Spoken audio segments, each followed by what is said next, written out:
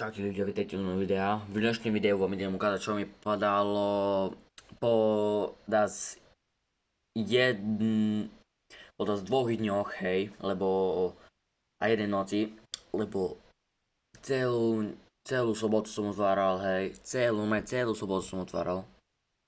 Od 18:00, to je zase pol dňa už, do polnoci, hej, ale už kebyže sa počítam jak noc. Takže som otváral a vám idem ukázať, čo mi podalo, hej. A teraz je nedeľa večer už, tak večeru, hej. Padlo mi ten jeden huge, padlo mi, ako fakt veľmi som, hej, šťastný mi padol. Mám nalepto tú Rainbow, toho posledného peta, hej, to nie je fakt veľmi ťažké toto. Tak je dačo získať.